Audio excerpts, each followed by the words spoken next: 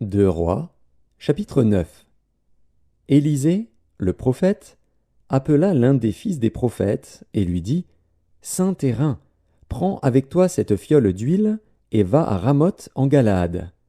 Quand tu y seras arrivé, vois Jéhu, fils de Josaphat, fils de Nimshi.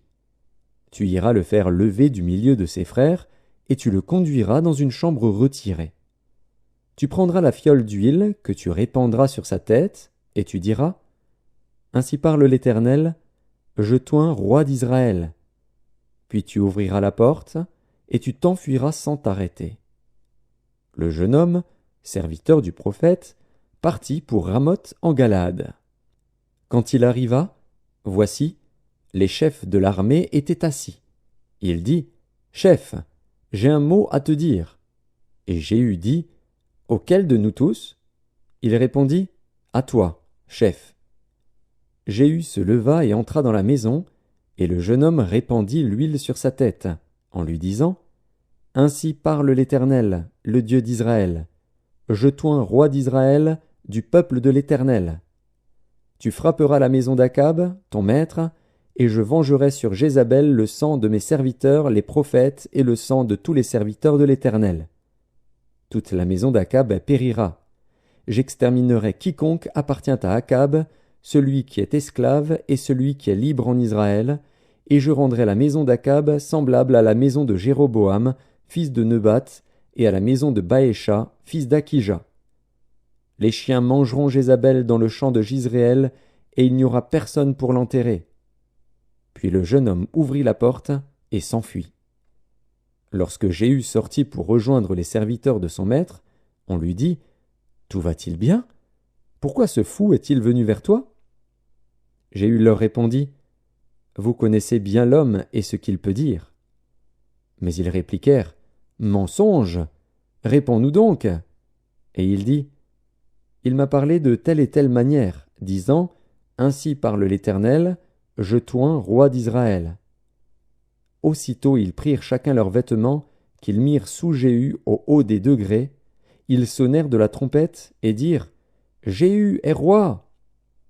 Ainsi Jéhu, fils de Josaphat, fils de Nimshi, forma une conspiration contre Joram. Or Joram et tout Israël défendaient Ramoth en Galaad contre Hazaël, roi de Syrie. Mais le roi Joram s'en était retourné pour se faire guérir à Jizréel des blessures que les Syriens lui avaient faites lorsqu'il se battait contre Hazaël, roi de Syrie.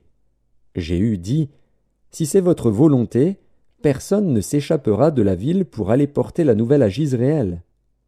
Et Jéhu monta sur son char et partit pour Jizréel, car Joram y était alité, et Akazia, roi de Juda, était descendu pour le visiter.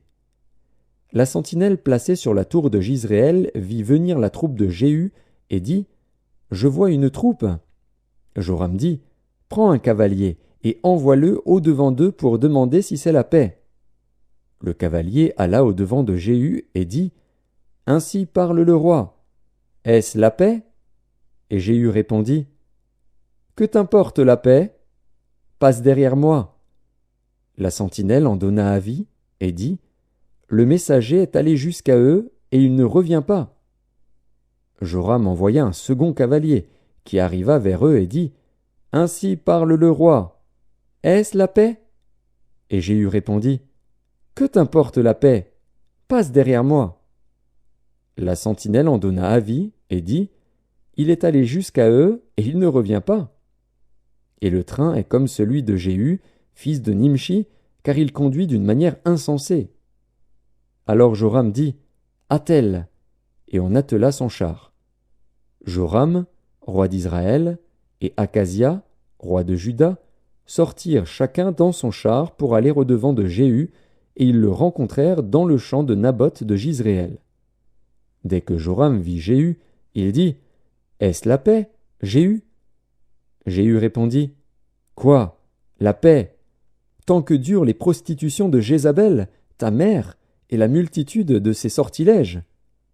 Joram tourna bride et s'enfuit, et il dit à Akazia: Trahison, Akazia! Mais Jéhu saisit son arc, et il frappa Joram entre les épaules. La flèche sortit par le cœur, et Joram s'affaissa dans son char.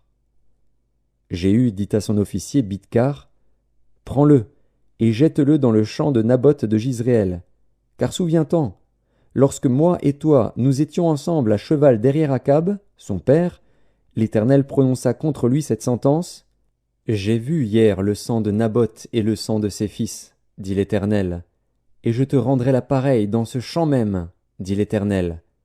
Prends-le donc, et jette-le dans le champ, selon la parole de l'Éternel. Akazia, roi de Juda, ayant vu cela, s'enfuit par le chemin de la maison du jardin. Jéhu le poursuivit et dit, « Lui aussi, frappez-le sur le char. » Et on le frappa à la montée de Gur, près de Gibléam. Il se réfugia à Megiddo, et il y mourut. Ses serviteurs le transportèrent sur un char à Jérusalem, et ils l'enterrèrent dans son sépulcre avec ses pères, dans la ville de David. Akazia était devenu roi de Juda la 11e année de Joram, fils d'Akab. Jéhu entra dans Jizréel. Jézabel, l'ayant appris, mit du fard à ses yeux, se para la tête et regarda par la fenêtre. Comme Jéhu franchissait la porte, elle dit, « Est-ce la paix, nouveau Zimri, assassin de son maître ?» Il leva le visage vers la fenêtre et dit, « Qui est pour moi? Qui ?»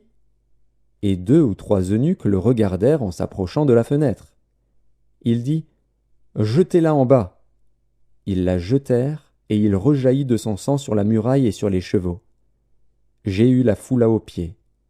Puis il entra, mangea et but, et il dit, « Allez voir cette maudite, et enterrez-la, car elle est fille de roi. » Ils allèrent pour l'enterrer, mais ils ne trouvèrent d'elle que le crâne, les pieds et les paumes des mains.